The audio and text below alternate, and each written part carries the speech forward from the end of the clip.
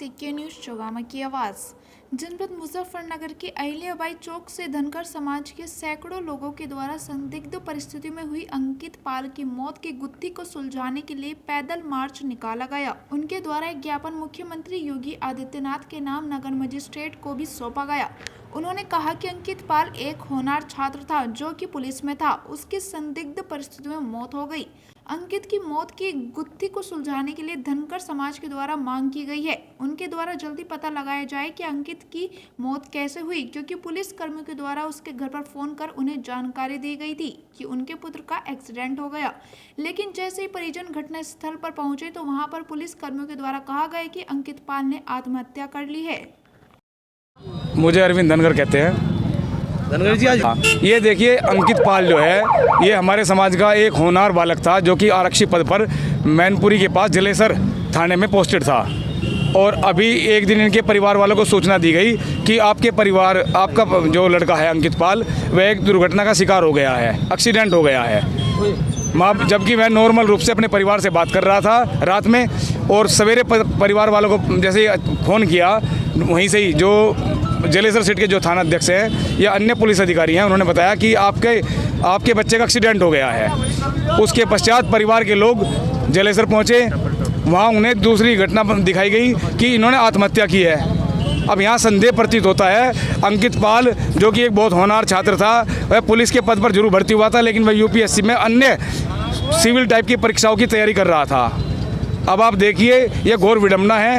इस जघन्य अपराध में कौन कौन जो भी दोषी शामिल हो, आज समाज एकत्र हुआ है। उनकी श्रद्धांजलि सभा अंकित पाल की रखी गई थी केशव मंडप में।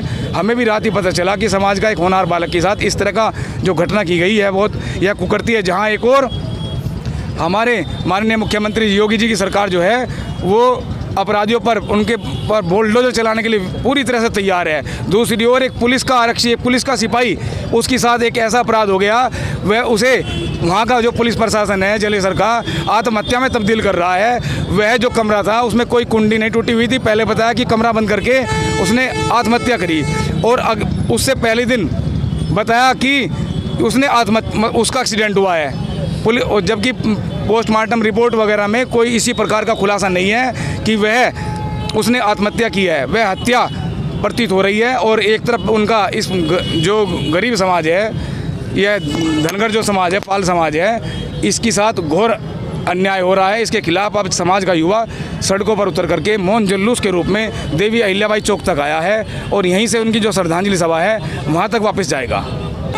हम मांग ये करते हैं कि जो पुलिस के पद पर ये दोनों भाई, एक जलेसर में और एक एटा में पोस्टेड है, दोनों होनहार छात्र हैं, और इसके जो भी इसमें मतलब बस अंकित पाल को न्याय मिले, पूरे समाज की यह मांग है। हमारे समाज के ये रहने वाले भोरा गांव के थे, भोरा कला।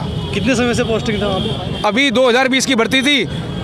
ये लगभग 4 साल नहीं, मेरे विचार से शायद 1-1.5 साल की पोस्टिंग होगी।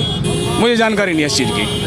पोस्टमार्टम की रिपोर्ट में भी कुछ नहीं है? पोस्टमार्टम की रिपोर्ट में भी कोई इस तरह की मतलब बिल्कुल भी कोई विक्टिम्स नहीं है कि उसने आत्महत्या की है। जबकि हाँ, वहाँ पर आईजी साहब को भी पत्र दे दिया गया, लेकिन आज चूँकि श्रद्धांजलि सभा का समय था तो समाज के अंदर एक खून उबल रहा था युवाओं के अंदर। उन्होंने कैंडल मार्च यात्रा निकाली है देवी अहिल्याबाई चौक तक, और अब वापस केशव मंडप में जहाँ श्रद्धांजलि सभा का आयोजन किया गया वहाँ जाएगी।